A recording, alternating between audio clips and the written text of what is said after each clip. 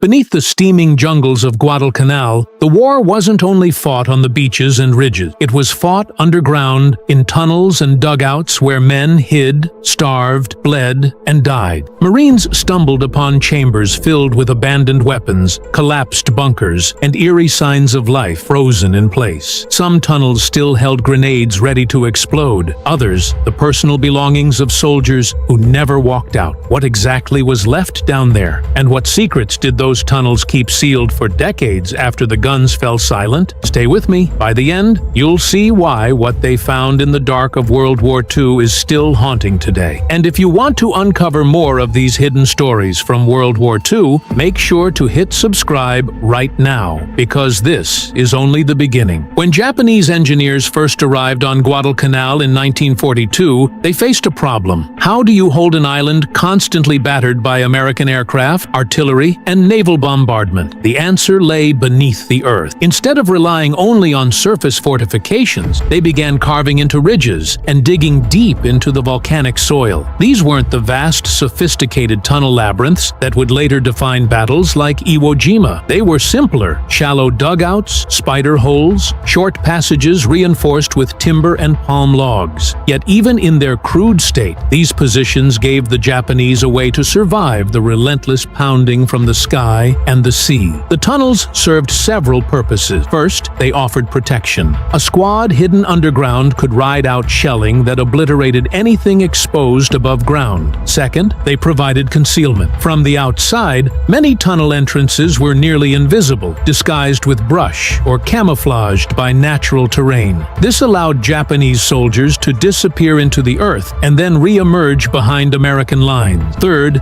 they acted as storage spaces. Ammunition, grenades, and even food were stockpiled underground, safe from strafing runs and aerial observation. The psychological value was just as important. At night, Marines on perimeter watch swore the jungle itself breathed with hidden movement. Infiltrators slipped out of tunnels and foxholes, creeping forward with knives and grenades. The idea that the enemy could vanish into the ground and reappear without warning gnawed at morale. Every rustle in the vines might mean a tunnel mouth nearby. Every ridge could hide a dozen pairs of watching eyes. The Americans learned quickly that Guadalcanal wasn't just a fight for open ground. It was a fight against an enemy that had made the earth itself part of his defense. And as Marines advanced inland, they would discover that what lay in those dark holes was far stranger and far more terrifying than they had expected. The first clashes with Japanese tunnels came almost by accident. Marines moving inland from Henderson Field thought they were securing abandoned ground until fire erupted from seemingly empty ridges. Small arms cracked from slits cut into earthen walls. Grenades rolled out of unseen holes, and entire squads of Japanese soldiers emerged suddenly from the soil. It was disorienting and deadly. Marines who had trained for conventional firefights now found themselves up against an enemy who fought like phantoms. Clearing these dugouts was a brutal, intimate task. Rifle fire alone often wasn't enough. Marines resorted to grenades, satchel charges, and, most frightening of all, close-quarters combat with bayonets and shotguns. In some cases, men had to crawl forward, toss explosives into a dark opening, and wait in silence to see if anything moved inside. Survivors described the smell, a mixture of damp earth, cordite, and sometimes something worse, the reek of bodies left in collapsed chambers. The psychological weight of these encounters was heavy. Tunnels created the sense that the Japanese were everywhere and nowhere at once. Patrols moved cautiously, eyes scanning the ground for hidden trapdoors or camouflaged vents. A ridge that seemed secure in daylight could come alive at night. Enemy soldiers slipping through hidden exits to launch sudden attacks. Marines began to hate the silence because silence often meant tunnels nearby. Yet, these same encounters forced innovation. Shotguns and flamethrowers became tools of choice, perfect for flushing defenders from tight spaces. Demolition teams learned to seal tunnels by collapsing entrances, turning enemy sanctuaries into tombs. By the end of the campaign, Americans understood that Guadalcanal wasn't just about holding Henderson Field, it was about rooting out an enemy that had gone to ground, determined to bleed them from beneath the earth. And the deeper they probed probed into those tunnels, the stranger the discoveries became. Some held weapons and supplies, others contained personal belongings, letters, diaries, even shrines, and a few revealed the most haunting reality of all: men who had never come back out. Decades after the battle, the tunnels of Guadalcanal didn't vanish. They simply sank back into the jungle, swallowed by vines, mudslides, and time. For years, locals avoided certain ridges where the ground seemed hollow or where collapsed entrances gave off a faint draft of stale air. But as interest in battlefield archaeology grew, researchers returned to these hillsides with new tools. Metal detectors, ground-penetrating radar, and even drone mapping began to uncover what the war had buried. Beneath the layers of soil, they found the bones of the defenses the Japanese had once trusted to hold back an empire. Some tunnels were remarkably intact. Wooden braces still held firm, though eaten away by termites. Rusting oil drums, once used as supports or storage, lay scattered in the gloom. Archaeologists described entering narrow chambers no taller than a crouching man, where the walls were etched with the marks of hand tools. These weren't the machine-carved bunkers of later battles. They were dug by sweat, pickaxe, and desperation. Each scoop of dirt represented hours of toil under the constant threat of air attack. Inside, relics lay where they had been dropped in 1942.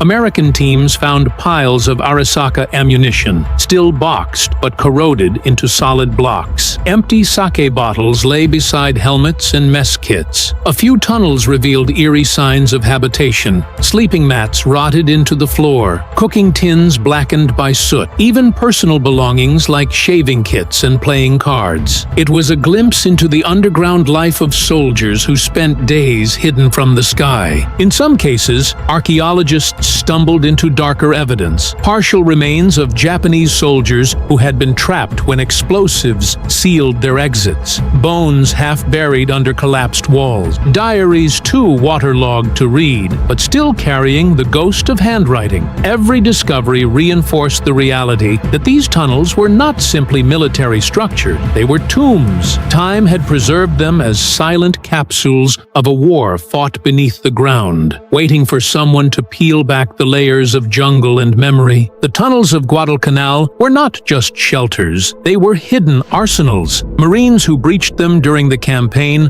often found themselves staring at stockpiles of weapons and ammunition, caches meant to fuel surprise attacks and night raids. Some entrances led to small chambers stacked with Arisaka rifles propped against the walls, their wood darkened by humidity. Ammunition crates were piled high, many packed with 6.5mm rounds, grenades, and mortars. Some were booby-trapped, rigged to detonate if disturbed. Clearing them required both courage and caution, as one wrong step could trigger a chain of explosions. Over time, many of these caches remained untouched, slowly corroding in the darkness. Archaeologists decades later discovered grenades with fuses still intact, machine gun parts fused by rust, and bayonets that could still cut if clean. In some areas, stockpiles included Japanese Type 92 heavy machine guns, disassembled and stored underground, waiting for a chance to be reassembled during a breakout. The sheer volume of material suggested that the Japanese expected to hold Guadalcanal far longer than they actually did. But weapons weren't the only finds. Ammunition wasn't limited to bullets and mortars. Marines discovered strange hordes of improvised devices, glass bottles filled with fuel, meant as crude firebombs, wooden boxes of signal flares, still bright decades later when tested. And in rare cases, the tunnels held captured Allied equipment, American canteens, cartridges, and helmets, taken from fallen Marines and dragged into the dark. The stockpiles also revealed a stark truth. Even though the Japanese filled their tunnels with weapons, they often lacked the supplies to sustain themselves. Food tins were found beside grenades, medical kits stored next to rifle racks. The tunnels weren't just arsenals, they were lifelines, places where soldiers ate, slept, and prepared for the next desperate attack. For Marines who broke into these caches during the war, the discoveries weren't just about firepower. They were grim reminders that every tunnel was a potential ambush, every cache a springboard for another night of bloodshed. Not every discovery in the Guadalcanal tunnels was about weapons or strategy. Some of the most haunting finds were deeply human, the everyday objects objects that reminded Marines and later archaeologists that beneath the uniforms were men clinging to fragments of ordinary life. In chamber after chamber, personal artifacts emerged from the soil, preserved by darkness and damp air. Marines clearing tunnels sometimes came across mess kits, still holding the charred remains of rice or fish. Canteens engraved with kanji sat beside rotting sandal. Shaving kits with rusty razors told of men trying to maintain routine in a place where sunlight rarely reached. Archaeologists decades later added more eerie details: toothbrushes with their bristles intact, coins scattered on the floor, and sake bottles resting against earthen walls as though a soldier had just set them down.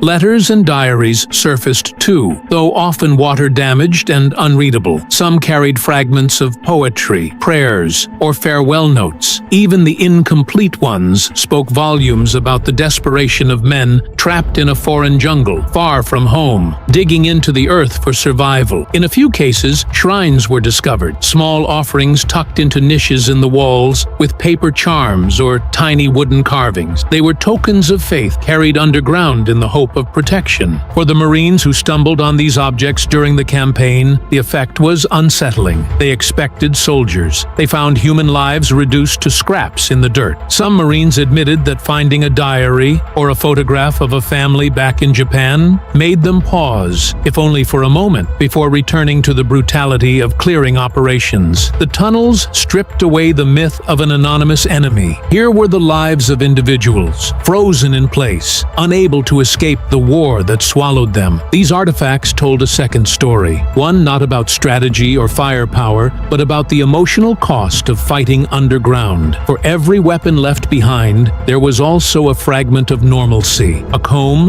a cup, or a photo of a loved one. And long after the war ended, these items served as haunting reminders that the tunnels were not just fortifications, but shelters for men whose humanity was buried along with their defenses. Among the most disturbing tunnel discoveries were makeshift medical stations. The Japanese on Guadalcanal lacked proper hospitals, so they turned dugouts and caves into crude infirmaries. These were places where the wounded were carried after battle, where surgeons worked by candlelight or lanterns, and where the smell of blood never left the air. For Marines who uncovered them, the scenes were unforgettable. Inside some tunnels, they found stretchers fashioned from bamboo, stained dark with dried blood. Surgical tools lay scattered, scalpels, clamps, and needles, rusted but still recognizable. Medicine bottles sat on shelves carved into the dirt walls, their labels faded, but their contents sometimes still intact. Bandages, once white, were found heaped in piles,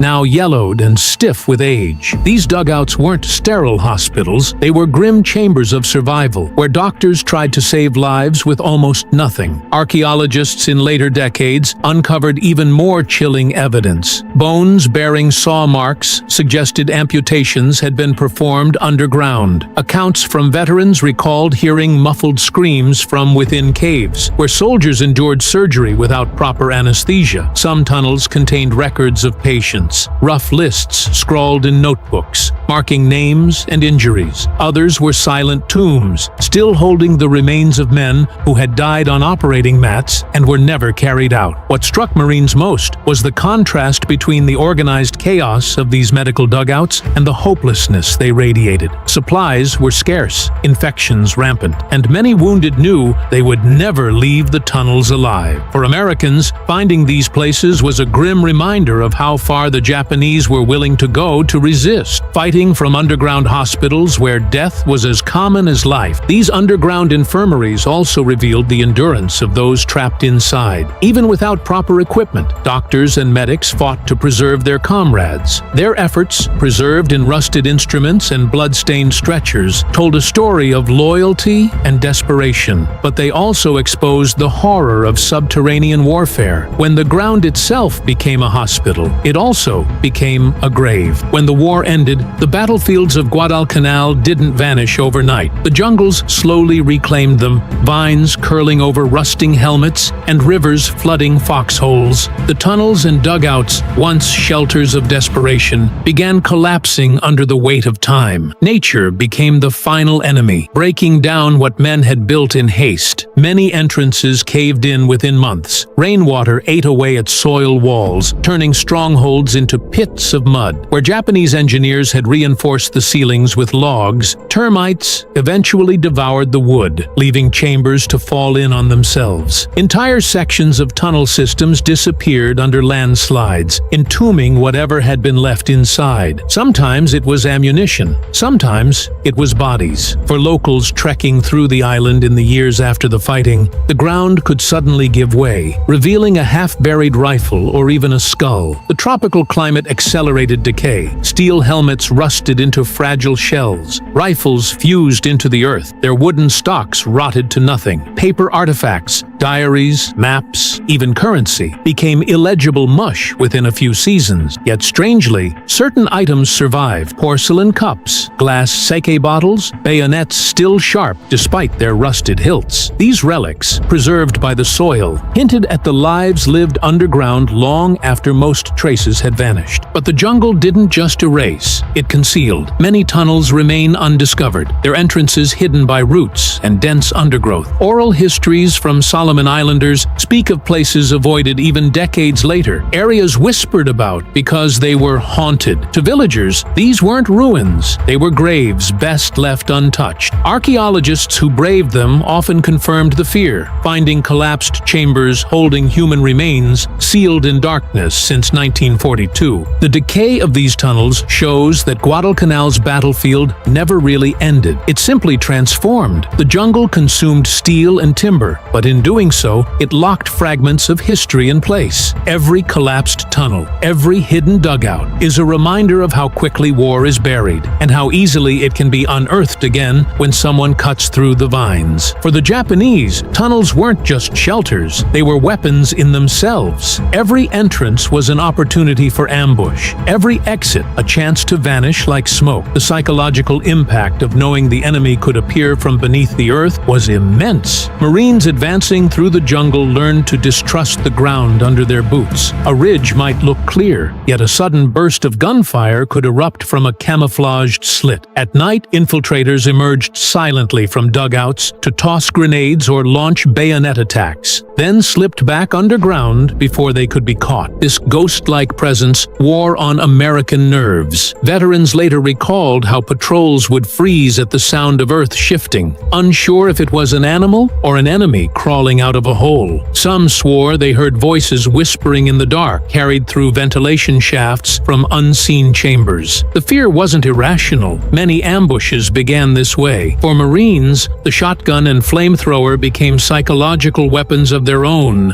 blasting into suspected tunnel mouths just to silence the possibility of what might be hiding inside. Tactically, the tunnels gave the Japanese an advantage disproportionate to their size. They could launch raids with small squads, disappear underground, and re-emerge far from the original fight. Even when American firepower overwhelmed them, the tunnels delayed progress, forcing careful clearing operations. A single concealed dugout could tie up an entire platoon, halting an advance for hours. This strategy echoed through later Pacific campaigns, where tunnel warfare became the cornerstone of Japanese defense. Guadalcanal was the prototype, crude, shallow, but effective enough to unsettle even hardened Marines. For the defenders, the tunnels also carried a strange kind of pride. Hidden underground, they believed they embodied the spirit of resistance. Warriors who could strike from nowhere, proving their courage against overwhelming odds. But for those who fought against them, the tunnels symbolized something different: fear in the earth, an enemy that refused to fight in the open, and the creeping dread that death could rise from the soil at any moment. By the time the campaign ended, Marines had learned to respect and hate the tunnels in equal measure. They weren't just obstacles to be destroyed, they were psychological scars, reminders that even in victory, the ground beneath Guadalcanal would never feel secure. When the guns fell silent on Guadalcanal in early 1943, the island's tunnels remained, mute witnesses to 6 months of savage combat. For the Marines and soldiers who fought there, they became part of memory. Stories whispered about patrols ambushed by shadows and chambers filled with eerie discoveries. But the legacy of those tunnels reaches far beyond the Solomon Islands. They were the opening act in a grim new chapter of warfare, underground combat as a permanent feature of war in the Pacific. The Japanese studied their experiences on Guadalcanal and expanded the concept. By the time Americans reached Tarawa, Saipan, Iwo Jima, and Okinawa, the tunnel networks had grown from crude dugouts into sprawling labyrinths of stone and concrete. Entire regiments could hide underground, surfacing only to strike before vanishing again. The lessons Americans learned on Guadalcanal, the need for flamethrowers, satchel charges, shotguns, and sealing tactics, became doctrine. What began in shallow holes on that jungle island matured into the blowtorch and corkscrew tactics that defined the later Pacific War. But there is another legacy, one not measured in tactics. Guadalcanal's tunnels remind us of the human desperation behind the strategy. Soldiers dug those holes with blistered hands, sweating in the dark, hoping dirt walls could protect them from bombs and bullets. Many died in those spaces, entombed by collapsing soil or trapped by explosives. For decades, their belongings, letters, sake bottles, photographs, waited in silence, telling the story of men reduced to shadows of their former lives. Archaeologists who unearth these tunnels today often describe them as time capsule, but also as graves. Each artifact carries a voice from 1942, whispering from beneath the jungle floor. Subscribe for more war.